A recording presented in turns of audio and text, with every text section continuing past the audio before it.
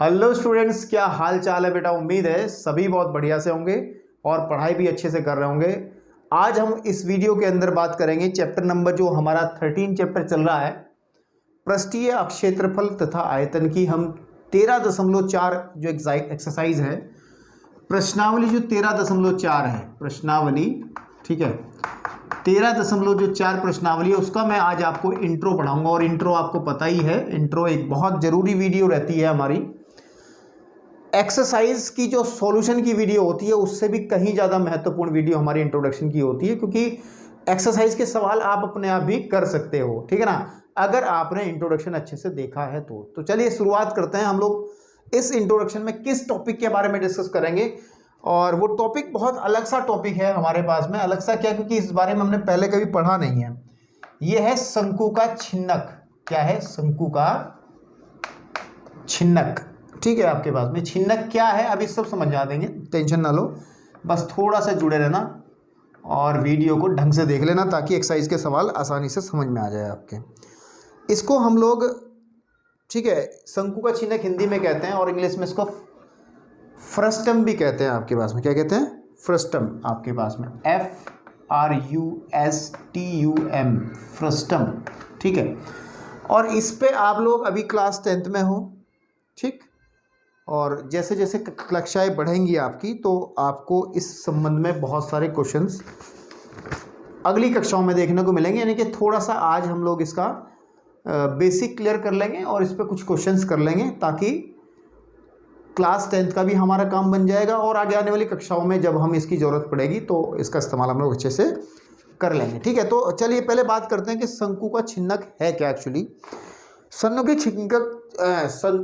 का छिन्नक, देखिए बेसिक सी बात है, आपने सीधी बात है कि शंकु आपने पढ़ा है और हमने लंबवर्तीय शंकु की जानकारी पूरी तरीके से अच्छे से आपको इस चैप्टर की शुरुआती वीडियो में ही हमने दी थी। जो प्रश्नावली 13.1 का जो इंट्रोडक्शन था उसमें बहुत अच्छे से हमने इंट्रोडक्शन में सभी ठोस आकृतियों का डिस्कशन किया था भैया, आराम से किया था, ओके।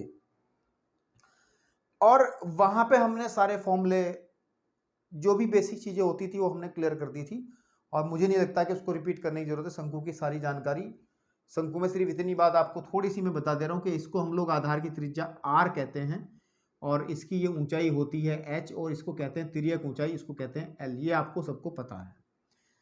अब मेरे भाई हमें जो पढ़ना है शंकु का छिन्नक वो कैसे और कब बनता है। देखिए अगर मैं इस शंकु को, जो मेरा शंकु है ये वाला, ठीक है, आधार के समांतर किसी भी, मैं आधार के समांतर इसको काट दूं, मतलब मैं इसको यहां से कट कर दूं, ठीक है, तो मेरे पास दो आकृतियां बन के मिलेंगी। ऊपर की तरफ एक आकृति शंकुआकार ही आकृति बन जाएगी, ऊपर की जो आकृति है, ऊपर वाला हिस्सा, यानी कि ये हिस्सा ये बन जाएगा। और नीचे वाला हिस्सा अगर आप देखें, नीचे वाला हिस्सा जो बनेगा वो हिस्सा बनेगा इस तरीके से, ठीक है, ओके ओके। तो अब देखिए ये कोई नई आकृति नहीं है, ये शंकु है। ये क्या है? शंकु है। लेकिन ये जो नीचे जो आकृति बचती है काटने के बाद में, ठीक है, ये आकृति कहलाती है जो हम पढ़ना चाह रहे हैं, शंकु का छिन्नक, फ्रस्टम। आपके पास में शंकु का छिन्नक, ठीक। और शंकु के छिन्नक पे बहुत सारे सवाल हमें करने हैं, और जितना मैंने देखा है कि पिछले कई सालों से लगातार इसका एक सवाल पेपर में भी देखने को मिल रहा है। तो इस चैप्टर में शंकु के छिन्नक को हल्के में लेके ना चलिएगा, इसको अच्छे से इसके क्वेश्चंस कर लीजिएगा ताकि आपको पेपर में अगर सवाल आए तो उसको आप कर लो। अब देखिए बात आती है, इसको हम पढ़ चुके हैं, शंकु को, शंकु पढ़ लिया तो ये तो पढ़ ही चुके हैं, तो ये नई चीज है। तो जो ठोस आकृति हमने पढ़ी थी, घनाभ, ठीक है, फिर घन पढ़ा था, उसके बाद में बेलन, फिर शंकु, फिर गोला, फिर अर्धगोला, उसके बाद में आप ऐड कर लीजिए एक नई और आकृति है शंकु का छिन्नक, जिसको हम लोग स्टडी करेंगे। और इसको स्टडी करने में हम चीज़ वही पढ़ेंगे कि इसका, जैसे सबसे नंबर एक, सबसे पहले इसके बारे में हम लोग पढ़ेंगे कि शंकु के छिन्नक का, है ना, आपके पास में शंकु के छिन्नक का हम लोग सबसे पहले पढ़ेंगे। छिन्नक का एक पढ़ेंगे वक्र पृष्ठ, ठीक है, क्या पढ़ेंगे, वक्र पृष्ठ कितना होता है, वक्र पृष्ठीय क्षेत्रफल। ठीक है, वक्र पृष्ठीय क्षेत्रफल कितना होता है, और वक्र पृष्ठीय क्षेत्रफल को शॉर्टकट में हम लोग कहते थे कर्व सरफेस एरिया, CS से कितना होगा, ये हम लोग पढ़ेंगे इसका। अभी बताऊंगा फॉर्मूला क्या होता है, अभी नहीं। देन इसके बाद हम लोग एक चीज और पढ़ेंगे कि शंकु के छिन्नक का हम संपूर्ण या कुल ये कह सकते हैं कुल पृष्ठीय क्षेत्रफल हम लोग पढ़ेंगे। कुल पृष्ठीय क्षेत्रफल मतलब वो सभी चीजें पढ़ेंगे जो हमने प्रत्येक ठोस आकृति की पढ़ी हैं। इसको हम लोग कहते थे टोटल सरफेस एरिया या फिर TS से कहते थे। और एक चीज और जरूरी चीज हमें पढ़नी है जो कि हमें शुरुआत में ही बताना चाहिए था, शंकु के छिन्नक का हम लोग आयतन पढ़ेंगे। यहीं पे एडजस्ट कर दे रहा हूं, आयतन भी हम लोग पढ़ेंगे। तो हमें 3 चीजें पढ़नी है। नंबर 1 शंकु के छिन्नक का आयतन, नंबर 2 शंकु के छिन्नक का वक्र पृष्ठ, नंबर 3 शंकु के छिन्नक का कुल पृष्ठीय क्षेत्रफल या संपूर्ण पृष्ठीय क्षेत्रफल या फिर TSA हम लोग इसको कहेंगे। ठीक है, तो अब बात आती है फॉर्मूले। जैसे हमने प्रत्येक आकृति के फॉर्मूले पढ़े हैं, हर एक आकृति के फॉर्मूले पढ़े हैं, तो इसके भी हम लोग कुछ फॉर्मूले पढ़ेंगे जिनको हम डायरेक्ट अप्लाई करेंगे किसके अंदर, क्वेश्चन के अंदर। तो मैं इसको जरा रफ कर रहा हूं और फिर नए सिरे से आपको बात कर रहा हूं। ठीक है, देखिए, अच्छा, अगर सामान्य जीवन के अंदर, आपके व्यवहारिक जीवन के अंदर शंकु के छिन्नक की कुछ आकृतियों के उदाहरण देखे जाएं तो क्या हो सकते हैं, सोचिए जरा। भाई मेरे दिमाग में सबसे पहले तो आता है, अगर देखिए गिलास भी तो एक शंकु के छिन्नक के आकार का ही होता है ना भाई। ये अगर सीधी बात है, गिलास है, इसको थोड़ा पीछे बढ़ा दिया जाए यूं करके, इसको यहां से रफ कर दिया जाए तो शंकु ही तो है। भले उल्टा रखा, उल्टा सीधा क्या शंकु है, यहां से काट दिया जाए तो मेरा गिलास बन जाता है। तो गिलास भी शंकु के आकार का है, हमारी बाल्टी भी शंकु के छिन्नक के आकार की होती है। और बहुत सारी चीजें होती हैं। आपने देखा घरों में किसी का हलवाई लगा हो, ठीक है, हलवाई लगा हो तो एक टप आता है इस तरीके जिसमें हम लोग मिठाई विठाई बनाते हैं, गुलाब जामुन टाइप।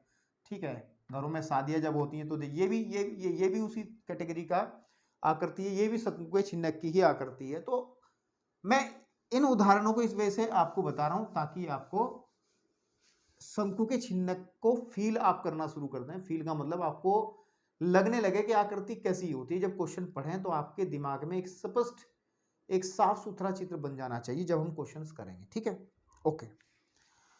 अब मेरे भाई अगर हम लोग एक शंकु के छिन्नक को लेके चलें, और शंकु के छिन्नक को मैं बना रहा हूं, चलो उल्टा ही बना तो क्लियरिटी आएगी। ये हमारा शंकु का छिन्नक है कोई, ठीक है, आपके पास में ये शंकु का छिन्नक है।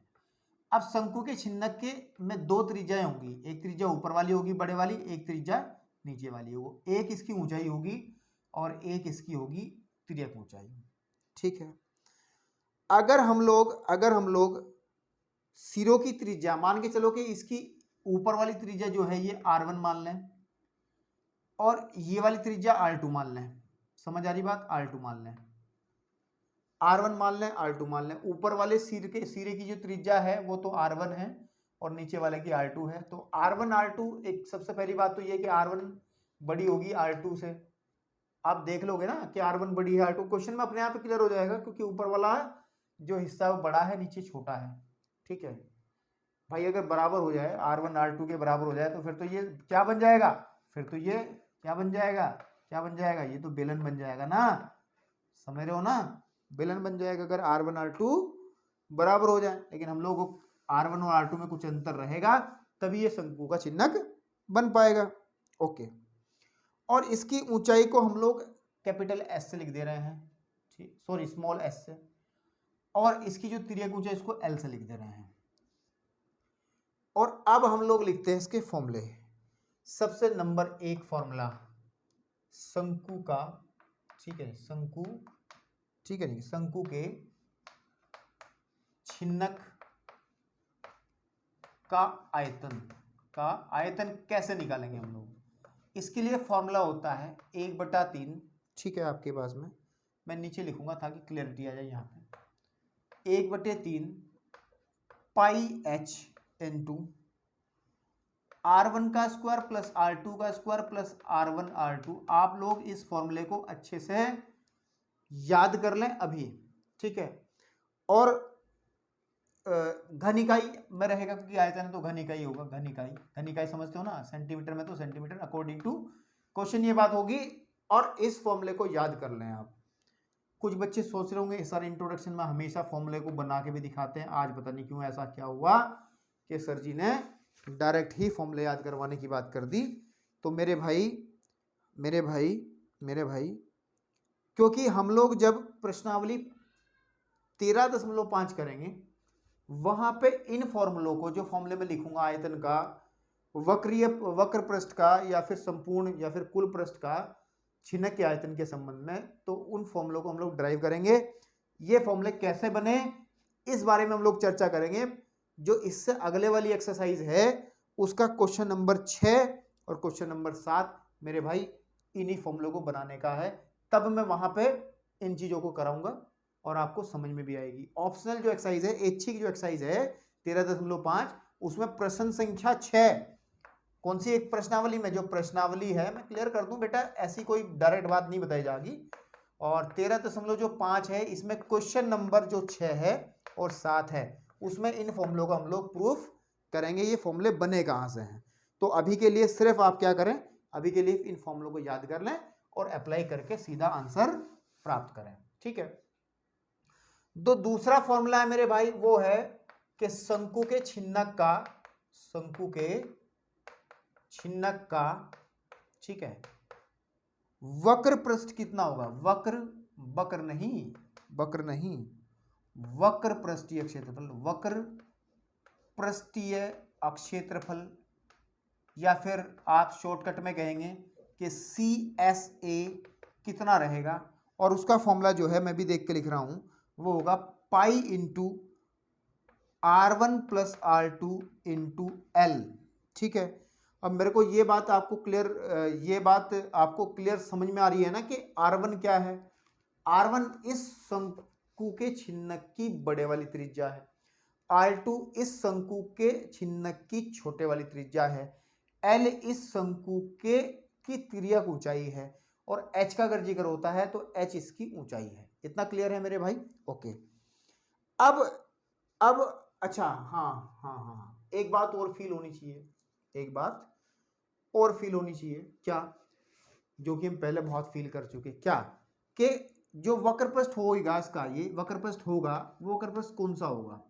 देखिए ये मेरे पास कोई शंकु का छिन्नक है, तो आप अगर बात करें इस टॉप यानी कि इसके ऊपर वाले हिस्से को छोड़ दें और नीचे वाले हिस्से को छोड़ दें, ये जो बाहर वाला हिस्सा, सिर्फ जो बाहर वाला हिस्सा जो है, ठीक है, मतलब तली को छोड़ दो और ऊपर वाले हिस्से को छोड़ दो, उन क्षेत्रफलों को अगर हटा दिया जाए तो जितना हिस्सा वक्र वाला है, भाई ये तो समतल होंगे ना, ऊपर वाला भी समतल होगा, नीचे वाला भी समतल होगा, तो हमारा जो बाहर वाला एरिया है वक्र वाला है, तो वही हमारा वक्र पृष्ठीय क्षेत्रफल है।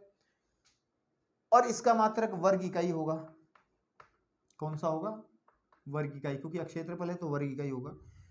थर्ड एंड लास्ट फॉर्मूला, उसके बाद क्वेश्चंस की बात करेंगे, वो है शंकु के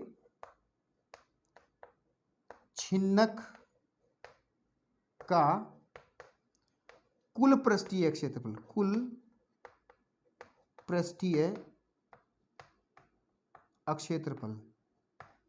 और उसको हम लोग क्या कहते हैं, TS से, total surface area, curve surface area. इस चीज को याद रखिएगा, बहुत काम में आती है। देखो अब बात करते हैं, देखिए इसी से बन जाएगा। ये तो वक्र पृष्ठीय क्षेत्रफल था, तो ये तो होगा ही होगा, पाई R1 plus R2 into L, plus ऊपर का जो ऊपर वाला जो समतल क्षेत्रफल है, ऊपर होगा क्या, एक्चुअली ऊपर एक वृत्ताकार आकृति बनेगी, और इस आकृति की त्रिज्या R1 है, तो इसका क्षेत्रफल बनेगा पाई R1 स्क्वायर, प्लस नीचे भी एक वृत्ताकार आकृति बनेगी और उसका क्षेत्रफल हम लोग क्या कहेंगे, R2, तो पाई R2 का स्क्वायर, ठीक। तो जो यूनिट रहेगी वो क्या रहेगी, वर्ग इकाई। वर्ग इकाई क्यों होगी भाई, क्योंकि ये हम लोग क्षेत्रफल की बात कर रहे हैं। तो ये तीन फॉर्मूले हैं और इन 3 फॉर्मूले को अच्छे से आप लोग दिमाग में रखिए, लिख लीजिएगा, और इन पे हम कुछ क्वेश्चंस करेंगे, एक्सरसाइज के क्वेश्चन करेंगे, और अंतिम एक्सरसाइज के अंदर जो ऐच्छिक एक्सरसाइज है 13.5 उसके अंदर हम लोग इनका सत्यापन भी करेंगे, इनके प्रूफ करेंगे ये बने कहाँ से, ये फॉर्मूले आए कहाँ से, इस बारे में चर्चा करेंगे एक्सरसाइज 13.5 के क्वेश्चन नंबर 6 और 7वें के अंदर, और वो हमारी नेक्स्ट वीडियो में संभवतः आ जाएगा। ठीक है, तो चलिए अब बढ़ते हैं, कुछ एग्जांपल्स करते हैं ताकि और क्लियरिटी आपके दिमाग में बन जाए। ठीक है, ये सब फॉर्मूले आपको याद होने जरूरी हैं। तो एग्जांपल नंबर 12 है, उसके बाद में एक एग्जांपल नंबर 13 है और 14 है। तो 3 एग्जांपल है, फटाफट आपको समझाता हूँ और थोड़ा कैलकुलेशन वर्क को अपने आप देखिएगा, और बाकी कॉन्सेप्ट मेरा क्लियर कराने का आपका पूरा जो है प्रयास रहेगा। ठीक है, तो चलिए बढ़ते हैं क्वेश्चन नंबर एग्जाम्पल नंबर 12 की तरफ। और 12वां एग्जाम्पल क्या कह रहा है, देखिए आप लोग अपनी एनसीईआरटी किताबों में देखिए कह रहा है कि देखो इन्होंने 12वें एग्जाम्पल को अगर आप ध्यान से देखिएगा तो इन्होंने 2 विधियों से किया है। पहली विधि को चक्कर में पड़ने की जरूरत नहीं है, अभी डायरेक्ट फॉर्मूले से करना है, और जब आप लोगों को मैं वो इन फॉर्मूले की हिस्ट्री, इतिहास बता दूंगा कैसे बने थे, तब आप उस विधि को कर पाओगे। तो पहले 12वां क्वेश्चन सिंपल तरीके से करिएगा। 12वां क्वेश्चन बोल रहा हूं, सॉरी 12वां एग्जाम्पल कह रहा है एक शंकु के छिन्नक जो 45 सेंटीमीटर ऊंचा है के सिरों की त्रिज्या 28 सेंटीमीटर और 7 सेंटीमीटर है, इसका आयतन, वक्र पृष्ठीय क्षेत्रफल, संपूर्ण पृष्ठीय क्षेत्रफल ज्ञात कीजिए।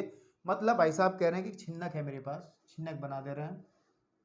ठीक है, ये ऐसा छिन्नक बना दिया, और इस भाई साहब ने कहा है कि ऊपरी वाली जो त्रिज्या है वो कितनी है, 28 सेंटीमीटर है, 28 सेंटीमीटर। तो आप साथ साथ लिखते चलें कि R1 is equal to 28 centimetre, बात समझ में आ रही है, and R2 is equal to, R2 जो इसकी छोटे वाली त्रिज्या है नीचे की, वो हमारी कितनी है बेटा, 7 सेंटीमीटर, तो वो 7 सेंटीमीटर है। ठीक है बेटा, ओके। उसके बाद भाई साहब कह रहे हैं ऊंचाई जो है h जो है हमारी है 45 सेंटीमीटर, 45 सेंटीमीटर। अच्छा, एक चीज हम आपको बताना भूले, कोई बात नहीं, वीडियो में है अभी बता देंगे।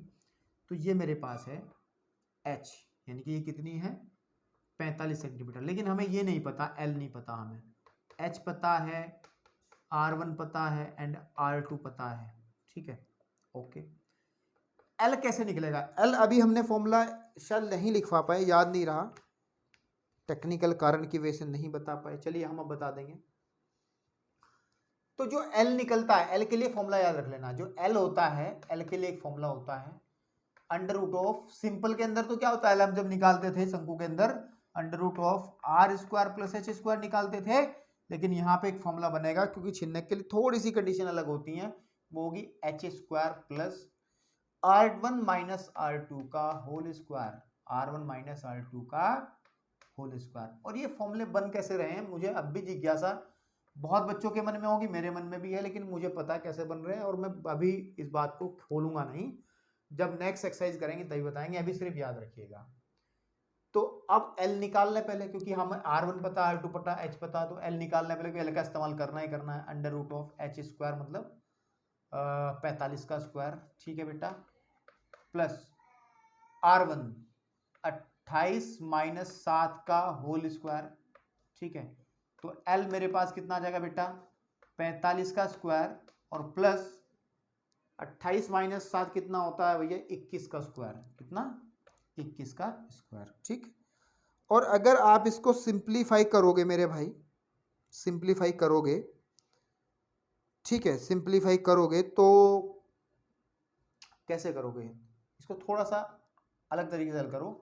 जैसे मैं कहूं कि L, देखिए इसको मैं एक काम कर रहा हूं, चौक मेरी छूट गई हाथ से, जरा एक मिनट उठा लें। ठीक है, ओके। अच्छा, ये होता है 9 पंजे 45, ठीक है, का वर्ग, ओके, प्लस ये होता है 9 पंजे 45 का वर्ग हो गया। अरे सिंपल सॉल्व करो ना, काहे चक्कर में पड़ रहे हो। 45 का जो वर्ग होता है, 45 का वर्ग, तो 45 गुणे 45 करें, पंजो पंजो 25 का 5 80 लगे 2, 5 चौक 20, 2 22, ठीक है भैया, 4 पंजे 20 की 0 80 लगे 2, 4 चौक 16, 2 18, तो 5 2 0 2 20 25, तो हम लोग लिखेंगे इसको, तो L इज इक्वल टू आ जाएगा आपके पास में 20 25 प्लस 21 का जो वर्ग होता है अभी कर लेते हैं 2 मिनट। 21 तो आएगा ही आएगा, काटी 2 एकम 2 2 दूनी 4, तो ये तो पता ही था मेरे को, लेकिन बेवजह कर दिया 441 और फाइनली ये आ जाएगा आपके पास में 6 4 और आपके पास में 2। ठीक है, ठीक है ना, बिल्कुल ठीक है भाई, है ना, आपके पास में बिल्कुल ठीक है। अब मेरे को L का मान शुद्ध और स्वस्थ अवस्था में निकालना पड़ेगा, अच्छे से निकालना पड़ेगा। अब इसके लिए क्या करें, इसके लिए क्या करें, क्लास क्लास क्लास क्लास हम लोग चलते हैं 8 के अंदर और भाग विधि से वर्गमूल निकालते हैं कि 24 66 भाग विधि से वर्गमूल निकालते हैं, जोड़े बना लें, और ये लगभग चलेगा कितनी आपके पास में, कितनी बार चलेगा भैया, 4 चौक 16, तो 16 आ जाएगा, और यहाँ जुड़ के लिखा जाएगा 8, और ऐसे तो करते हैं भाग विधि, बता देना भाई, और 14 4 तो 8 बचेगा यहाँ पे, ऊपर से पूरा 66 उतार लो। और अब क्या किया जाएगा, आपके पास में, अगर मैं लगभग 9 से चला लूँ, तो 9 से जब चलेगा कितना आ जाएगा, देखें जरा, 9 9 81, 9 8 72 और 8 80, ओके ओके ओके सही चल रहा, तो 49 आ जाएगा, घटा लो कितना आ जाएगा, 7 आ जाएगा, नहीं यार घटा रहे हैं, जोड़ थोड़ा ही रहे हैं, 5 आ जाएगा आपके पास में, 6 65 आ गया, इसको जब जोड़ेंगे तो ये लगभग 98 बनेगा। अब चलेगा नहीं पड़ा तो दशमलव लगा लेंगे यहाँ पे, और हम लोग 0 बढ़ा लेंगे, ठीक है, 0 बढ़ा लेंगे, और 2 0 बढ़ाएंगे, सीधी सीधी बात है, तब भी चलेगा ना हमारे पास में। ठीक है, अब कितनी बार लगभग चलेगा, 98, 9 पंजे होते हैं, 9 छिक होते हैं 54, हाँ 9 छिक 6 बार चलेगा लगभग, है ना आपके पास में, तो 6 बार चलेगा, तो लगभग ये आ जाएगा 6 आ जाएगा यहाँ, और 9 छिक 36 का 6 हासिल लगे आपके पास में कितना 3, और 6 8 48 सोनी 51 का 1 हासिल लगे 5, और 96 में 54 और 5 होते हैं, 54 और 5 59। ठीक है, ये घटा लो कितना आ जाएगा आपके पास में 4, यहाँ आ जाएगा 8, 14 है में से जा करके 9 बचते हैं 5 584, और इनको जोड़ लो तो ये आ जाएगा मेरे पास में 992। ठीक है, तो अब कितनी बार चलेगा भैया, 992। अब दशमलव तो लगा ही रखिए, 0 आप बढ़ा लें अगर यहाँ एक, तो कोई दिक्कत नहीं होगी, तो लगभग 9 पंजे 45, लगभग 5 बार चलेगा, तो आप इतना ले लें। ठीक है, आप लोग अपने आप देख लीजिएगा, ये जो वैल्यू आएगी L की फाइनली वैल्यू लगभग आएगी 49.65 सेंटीमीटर, तो ये हमने L निकाल लिया। ठीक है भाई, कैलकुलेशन तो करनी है, गणित पढ़ रहे हो, कोई मजाक थोड़ा ही है, ये चीजें सब आनी चाहिए। अब हमारे पास सारा मटेरियल है मेरे भाई, LB है, HB है, RB है, R1 R2 भी है, मतलब ठीक है। अब दुनिया की ऐसी कोई चीज नहीं है इस छिन्नक के बारे में जो आप ना बता पाओ, मतलब नंबर 1 सबसे पहले भाई साहब पूछ रहे हैं छिन्नक का आयतन, तो आयतन में डायरेक्ट लिख रहा हूं, आयतन का फॉर्मूला मैंने क्या लिखवाया था अभी थोड़ी देर पहले, अगर याद हो, वो फॉर्मूला था 1/3 पाई h, और अंदर था R1 का स्क्वायर प्लस R2 का स्क्वायर, a का स्क्वायर प्लस R1 R2, तो पुट करो वैल्यू और आंसर प्राप्त करो। चौक में जरा दूसरी चीज निकल लूँ अपनी तब तक, तो जब आप रखोगे तो 1/3 इंटू पाई की वैल्यू आप 22/7 रख लो, क्योंकि कैलकुलेशन में आसानी रहेगी, इंटू आपके पास में h कितना है, h आपका 45 है, R1 का स्क्वायर आपके पास में पता 28 का स्क्वायर हम ले चुके पीछे, 28 का स्क्वायर नहीं निकाला हमने, तो 28 का स्क्वायर आ जाएगा यहाँ पे, प्लस R2 का स्क्वायर मतलब 7 का स्क्वायर आ जाएगा, और प्लस के R1 R2 28 गुणे 7, ठीक है मेरे भाई, और ये 3 है तो 3 15 15 45 होते हैं, यह जगह 22 गुणे 15/7, अंदर का हल करो। 28 का स्क्वायर कितना होता है? 28 का स्क्वायर कितना होता है भैया? 28 का स्क्वायर जो होता है, अब यार ऐसा है, देखो बात ऐसी है घर जैसी, कैसी कि अब मैं इसको हल नहीं करूंगा यार, इसको हल आप लोग घर बैठ के, आपके पास पर्याप्त समय है, मैं इसको भी करने बैठ गया, मतलब देखो इसमें बात तो कुछ बची नहीं ना, जो मतलब फंसने वाली बात कुछ नहीं है ना, आपको बेसिक कॉन्सेप्ट समझ में आ गया, ठीक है। मात्र छोड़ कहाँ रहा हूं? कैलकुलेशन पे छोड़ रहा हूं। गुणा भाग की स्थिति अगर आपकी कमजोर है तो वो सोचनीय स्थिति है, वो आप उस पर काम करने की जरूरत है। तो आप लोग भैया कैलकुलेटर का बिल्कुल इस्तेमाल ना करना, दिमाग का इस्तेमाल करना और इसको कैलकुलेट करना। मैं इसको लिख दे रहा हूं, ये आ जाएगा मतलब कितना है ये? 48। भैया इतने तो करिए भाई, मिलजुल के करना है ना काम। अगर सारे काम ही तुम यहां देखने लगे तो मजेदारी नहीं रहेगी भैया। 48,510 सेंटीमीटर क्यूब इसका आयतन आएगा।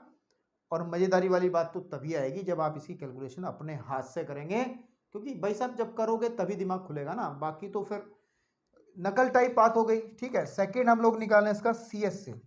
सीएस से समझते हो?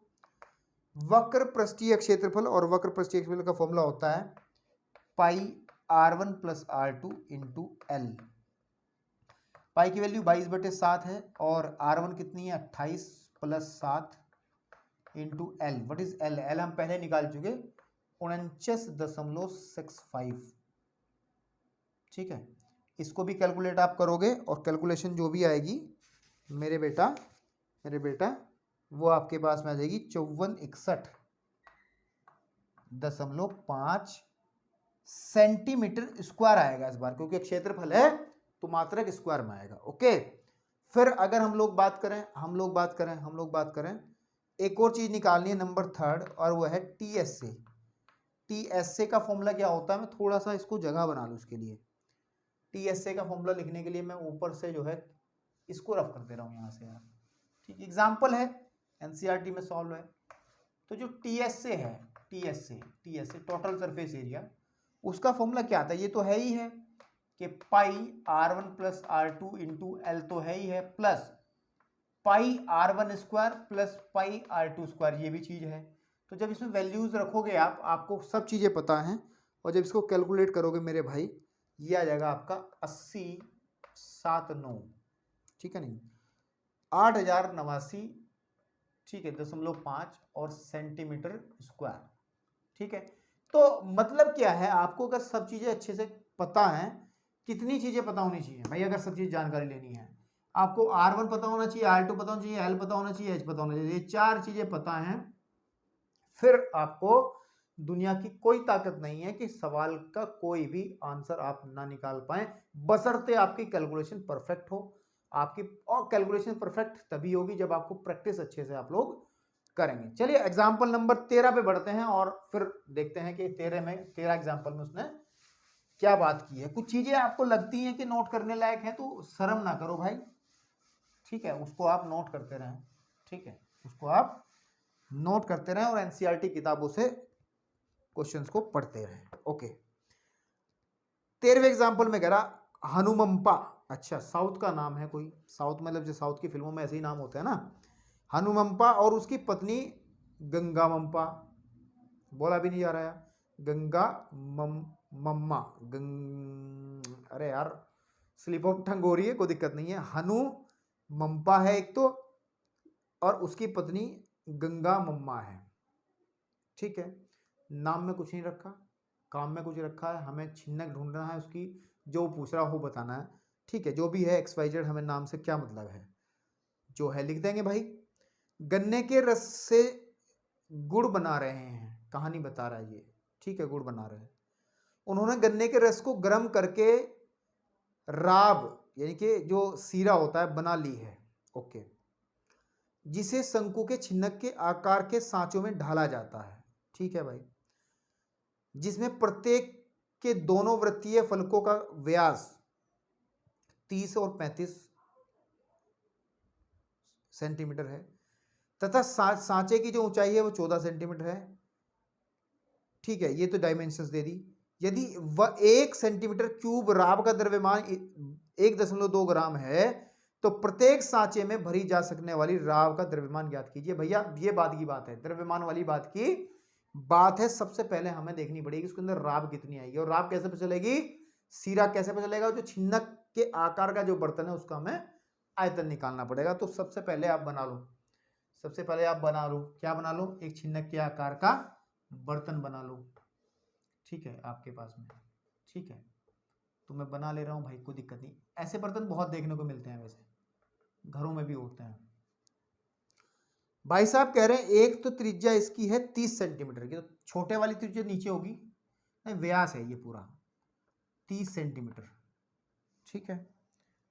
और भैया एक है 35, तो बड़े वाला ऊपर होगा, है ना, और आपके पास में ये है 35 सेंटीमीटर, ठीक है। भाई साहब के सांचे की जो ऊंचाई है, ऊंचाई जो है वो h, मतलब ये है 14 सेंटीमीटर, 14 सेंटीमीटर, ठीक। तो मेरे को पहले इसका आयतन निकालना पड़ेगा। क्या L निकालने की जरूरत है, क्योंकि मेरे को आयतन निकालना है। क्या निकालना है, आयतन। और आयतन का फॉर्मूला होता है 1/3 पाई h। मुझे तो याद हो गया, आप लोगों को देखो भाई, r1 प्लस r2 का r1 square plus r2 square plus के r1 r2, मुझे याद हो गया। इसमें कहीं भी L का जिक्र नहीं है, तो बड़ी समस्या, मतलब कोई समस्या नहीं होगी, L निकालने की जरूरत नहीं है, हमें जरूरत नहीं। तो आप लोग निकालें सबसे पहले, ठीक है। सबसे पहले आप क्लियर कर लीजिए कि R1 कितना है, कितना है। लेट्स कंसीडर R1, R मतलब जो बड़ी त्रिज्या है वो होगी 35/2 सेंटीमीटर, समझ रहे हो, क्योंकि 35 व्यास दिया गया है उसका, ये वाला। देन R2 मेरे बेटा कितना है, R2 है 30/2, 30/2, या फिर ये कहिएगा 15 सेंटीमीटर। कितना centimetre, 15 centimetre. And H is given, H जो दिया 14 सेंटीमीटर दिया है, ठीक है। तो अब सबसे पहले हम लोग निकालते हैं, सबसे पहले निकालते हैं बर्तन कहाँ ना, इसने सांचा, सांचा एक शंकु के, अच्छा ठीक ठीक ठीक ठीक है, ठीक है ठीक है ठीक है। तो राब का आयतन निकाल लो उसमें पहले आप, है ना, आपके पास में। सांचे में ऐसा लिख सकते हैं, जो लैंग्वेज उन्होंने इस्तेमाल की है, कि सांचा, सांचे में राब का, राब जो सीरा को राब कहते हैं, का आयतन जो निकलेगा, भाई आयतन किसका निकलेगा, छिन्नक के आकार का ही होगा, तो हम लोग फॉर्मूला लगा लेंगे 1/3 पाई h, और r1 का स्क्वायर, ठीक है। आपके पास में चौक छोटी हो गई ना, इसलिए छूट रही है हाथ से, और प्लस r2 का स्क्वायर और r1 r2, ठीक है आपके पास। तो कैलकुलेट करेंगे 1/3 22/7 इंटू h है आपके पास में 14, इंटू आपके पास में r1 का स्क्वायर आ जाएगा 35/2 का, इसको ब्रैकेट थोड़ा चेंज कर लें, का स्क्वायर, और आपके पास में R2 कितनी है, 15 का स्क्वायर, ठीक है बेटा, 15 का स्क्वायर, प्लस R1 R2 मतलब 35/2 गुणे 15, ठीक है। 7 दूनी 14 होता है आपके पास में, और यह जाएगा 44/3, ठीक है, 44/3 आपके पास में। अब मोटी मोटी बात वही निकल के आती है, मेरे को समय लग जाएगा करने में, एक्सरसाइज में प्रॉमिस कर रहा हूँ सारे करूंगा। तो आप ध्यान रखें, इसका जो आयतन आएगा कैलकुलेशन करने के बाद में, मैं एनसीईआरटी से उठा ले रहा हूँ, 11,641.7 सेंटीमीटर क्यूब इसका आयतन आएगा। इसको कैलकुलेट जब आप करोगे, इसको कैलकुलेट कर लेना, और कैलकुलेट करते समय आप अपने कुदरती कैलकुलेटर का प्रयोग करें, कोई मोबाइल से नहीं करेगा, और कोई आप किसी भी तरीके का कोई भी एक डिवाइस यूज नहीं करेगा। एक्चुअली क्या होता है कि जब आप डिवाइस यूज करते हो, कैलकुलेटर यूज करते हो, फोन से करते हो, तो वो चीजें कभी कभी आंसर चेक करने के लिए ठीक है, लेकिन पेपर में तो नहीं मिलेंगी वो। आपकी बुद्धि का विकास तभी होगा जब आप अपने दिमाग का ज़्यादा से ज़्यादा प्रयोग करोगे। भाई जितना ज़्यादा इस्तेमाल करोगे तभी तो चलेगा। अगर आप डिपेंड हो जाओगे किसी चीज़ों पे, तो फिर आप नहीं कर पाओगे कभी भी। यहाँ आकर के आपको मतलब मौत आएगी करते हुए, अगर आप लोगों की प्रैक्टिस अच्छी नहीं होगी। यहाँ आने के बाद में ऐसी कंडीशन में कि यार इसको कैसे हल करें, तो आपको बड़ी समस्याएं लगेंगी। आपको लगेगा भाई इससे बढ़िया क्वेश्चन छोड़ दो यार, क्या करें क्या। तो इस समस्या से बचने के लिए आपको अच्छी कैलकुलेशन आनी चाहिए, अच्छे से आपको सब काटना, जोड़ना, घटाना, वो सब चीज़ें बेसिक जो है वो आपको अच्छे से आना चाहिए। अगर मैं उसको भी यहाँ डिस्कस करने लगा भाई 10वीं का, फिर 10वीं में आपका आने का कोई मतलब नहीं है। क्लास 10 में आप सिलेबस नहीं कर पाओगे, फिर भ्रम में मत रहो, फिर आप प्राइमरी स्कूल में जाओ वापस। ओके, अब उसने ये बात कही है, मेरे को एक बात कही है कि 1 सेंटीमीटर क्यूब राब का जो द्रव्यमान है, इसने कहा है 1 सेंटीमीटर क्यूब राब का जो द्रव्यमान है, का द्रव्यमान जो है, ठीक है बेटा, द्रव्यमान जो है मेरे भाई वो कितना दिया है इसने, वो दिया है 1.2 ग्राम, ठीक है।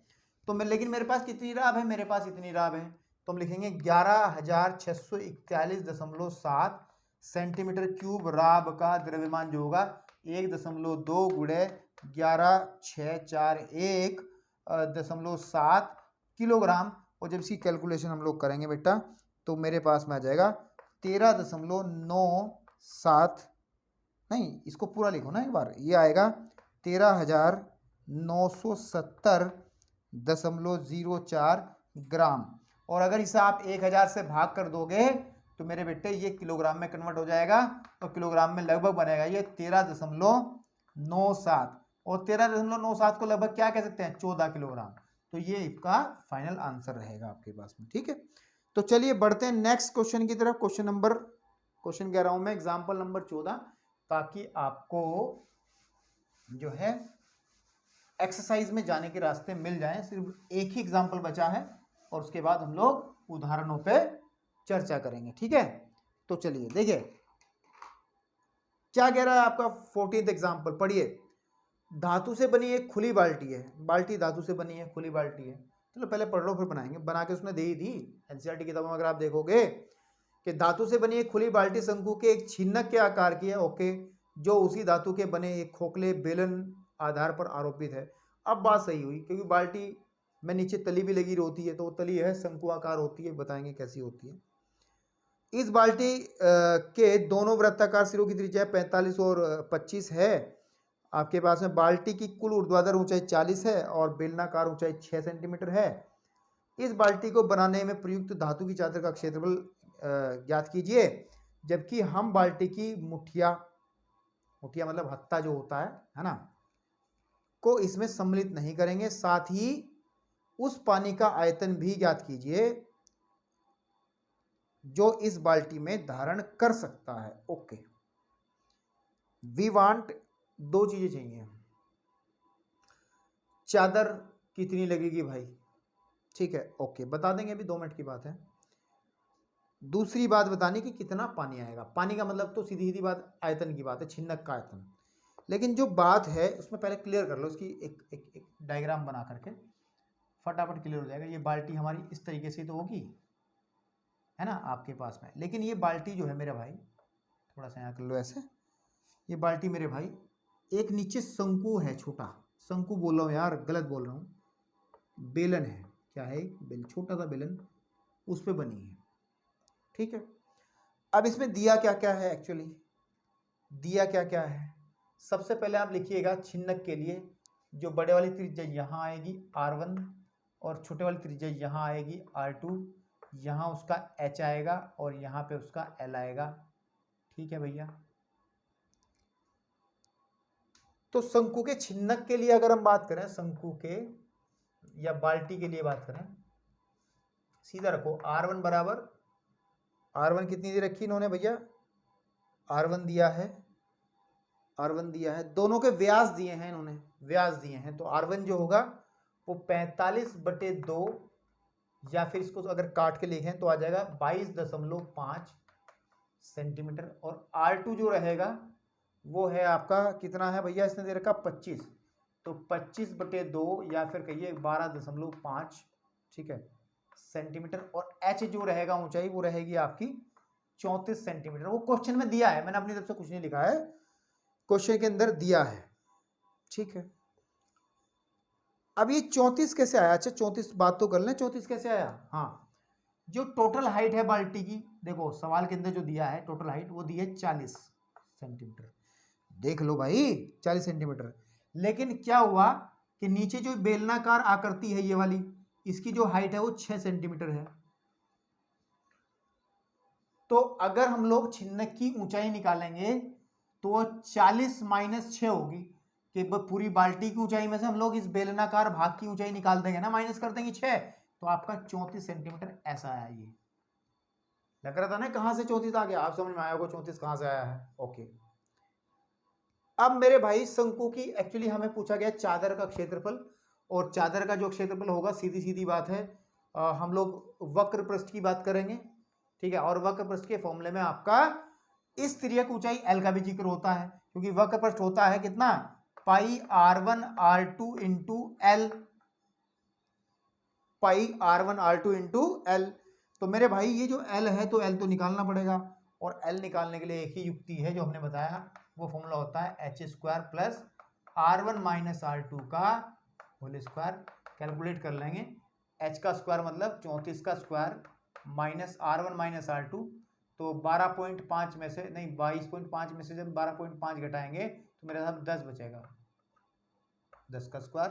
तो कैलकुलेट अगर हम लोग कर लें इसको तो भैया ये आ जाएगा 35 पॉइंट, मैं डायरेक्ट लिख रहा हूँ 35.44। ये कैसे निकला होगा, इसको जब सॉल्व किया होगा फिर भाग विधि से वर्गमूल किया होगा तब ये निकला होगा, ठीक है। ओके, अब अगर हम शंकु में सॉरी प्रयुक्त धातु, प्रयुक्त मतलब कितनी यूज में आई, प्रयुक्त धातु का क्षेत्रफल निकालें, धातु का क्षेत्रफल। तो बेटा अब ध्यान से देखना, बस यही समझ लो, उसके बाद मुझे कुछ समझाने की जरूरत नहीं पड़ेगी इसमें। इस बाल्टी में कितनी चादर लगेगी, अब सुन लो बाल्टी में कितनी चादर लगेगी। इस तरीके की बाल्टी को दिमाग में बना लो। एक तो छिन्नक का वक्र पृष्ठ है ही है, ठीक है, छिन्नक का, ठीक है, छिन्नक का CSC प्लस एक ये जो बेलन है मेरे भाई, बेलन है, बेलन का हम लोग वक्र पृष्ठ ही लेंगे ना, नीचे से तो खुला रखेंगे इसको, देर ऐसे ही बोला क्या, नीचे कुछ कंडीशन कही है, हाँ ठीक है ओके भाई। एक तो ये हमारे पास इसका वक्र पृष्ठ होगा, लेकिन इसके नीचे एक सर्कल होगा जो पानी को रोकेगा, और वो गोल होगा ऐसा है, उसकी त्रिज्या कितनी है हमारे यहाँ पे r1 है, नहीं ये r2 है ना, ये r2 है। तो हम लोग ये कहेंगे छिन्नक का CSA और आधार का क्षेत्रफल, आधार का क्षेत्रफल, ठीक है बेटा, प्लस ये जो बेलन है बेलन का वक्र पृष्ठ, बेलन का CSA। फॉर्मूले बनाओ, छिन्नक का होता है 1/3, नहीं नहीं नहीं नहीं, छिन्नक का क्या होता है, pi into r1 plus r2 into L, plus आधार का क्षेत्रफल, इसका आधार की त्रिज्या कितनी है, r2 मानी है, पाई r2 स्क्वायर, प्लस बेलन का जो वक्र पृष्ठ होता है, बेलन का जो वक्र पृष्ठ होता है वो होता है 2 पाई r h होता है, क्या होता है h। लेकिन आप मेरी बात सुनो, क्योंकि h हमने इस छिन्नक के लिए इस्तेमाल कर लिया, तो आप इसके लिए आप h1 इस्तेमाल कर लो, तो आप लोग h1 कह लो, या ये कह लीजिए h बेलन, यहाँ लिख रहे छोटा सा बेलन। तो h बेलन का मतलब क्या है, h बेलन का मतलब क्या है, बेलन की ऊंचाई है, और इस बेलन की त्रिज्या कितनी रहेगी, ये r2 है, तो यहाँ पे r2 इस्तेमाल हो जाएगा, r2 समझ रहे हो ना, क्योंकि बेलन की त्रिज्या तो r2 ही रहेगी ना। अब आपके पास सब चीजें हैं मेरे भाई, आपके पास सब चीजें हैं, सब चीजें कैसे निकालेंगे आप लोग भाई, r1 r2 की वैल्यूज आप रखेंगे इसके अंदर, और जब रखेंगे तो कैलकुलेशन भी आप कर ही लोगे। जैसे पाई की वैल्यू आप कितनी रख लें, पाई को 22/7 रख लें, r1 प्लस r2 रख लें, यानी कि 22.5 प्लस 12.5, एल कितना है आपका 35.44 प्लस 22/7, या पाई कॉमन निकाल लो ना थ्रू आउट, अभी पाई को पाई ही रहने दो, पाई को पाई, r1 का स्क्वायर आ जाएगा हमारे पास में 22.5 का होल स्क्वायर, ठीक है, प्लस आपके पास में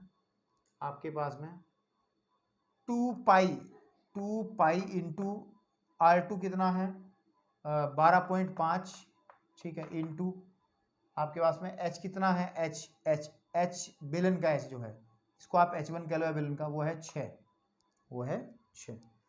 तो सबसे पहले तो मेरे भाई एक बात कर लो, पाई को थ्रू आउट कॉमन निकाल लो, 22 और ये हो गए 34 और एक 35, यह जगह 35 गुणे 35.44 प्लस पाई बाहर आ चुका है 22.5 गुणे 22.5, ठीक है, 22.5 प्लस पाई बाहर आ चुका है 2 गुणे 12.5 गुणे, या फिर एक काम कर लो 2 छिक्के 12, 12 गुणे 12.5।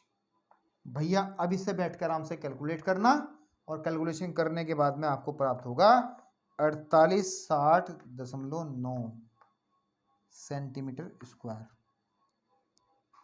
ठीक है, कैलकुलेशन में आप लोग शिकायत ना करें कि सर कैलकुलेशन करके छोड़ दे रहे हैं। आपको पता है सारे क्वेश्चंस की कैलकुलेशन करता हूँ, एग्जाम्पल्स है तो एग्जाम्पल के तरीके से करें। आप लोग अपने आप देख लें, थोड़ा सा प्रैक्टिस अपनी भी बनाएं, ये आंसर आएगा आपका। ठीक है, अब अगर हम बात करें आयतन की, तो आयतन का सीधा सीधा फॉर्मूला लगाना है आपको। आयतन का फॉर्मूला, तो आयतन मतलब इसके अंदर कितना पानी आता है ना, वही तो पूछ रहा है पानी का आयतन। तो आयतन होगा 1/3 पाई h और R1 square plus R2 square और प्लस के R1 R2। तो जब इसे सॉल्व करेंगे हम लोग 1/2 22/7 इंटू एच की जो वैल्यू है, h मतलब h कौन सा h है, ये वाला h है, तो h हमारा 34 है। और R1 R2 का स्क्वायर जो भी है मतलब यहाँ रखते हैं 1/3 22/7 इंटू एच कितना है 34। R1 का स्क्वायर आ जाएगा आपके पास में कितना कि 22.5 का स्क्वायर प्लस 12.5 का स्क्वायर और प्लस का 22.5 गुणे 12.5। आपके लिए बहुत काम है आज करने को। इसकी कैलकुलेशन करिएगा और कैलकुलेशन करने के बाद में फिर थोड़ा सा डांस करिएगा, क्योंकि आपका 33.62 आंसर लगभग आएगा। ये आएगा 33,615 सेंटीमीटर क्यूब। दशमलव भी तो है कुछ, 0.48 सेंटीमीटर क्यूब। लेकिन इसको किस में कन्वर्ट करना है, आपको पता है सेंटीमीटर क्यूब को लीटर में कन्वर्ट करना रहेगा। तो हम लोग इसे अगर 1000 से डिवाइड कर देंगे तो ये लीटर में आ जाएगा। किस में आ जाएगा, लीटर में। बाकी आप समझदार हो और कुछ क्वेश्चंस एक्सरसाइज में करने का प्रयास करें, उसके बाद ही पता चलेगा कितना सीखा है कितना नहीं सीखा है। अगली वीडियो चाहे ना भी देखो तो काम चल जाएगा, अगर आपने सारे क्वेश्चन अपने आप सॉल्व कर लिए। कहीं कोई दिक्कत आती तो अगली वीडियो आपके लिए तैयार है, कोई दिक्कत नहीं है। ठीक है, तो चलिए अब हम लोग इस वीडियो को यहीं समाप्त करते हैं। नेक्स्ट वीडियो के अंदर हम लोग प्रश्नावली में बात करेंगे।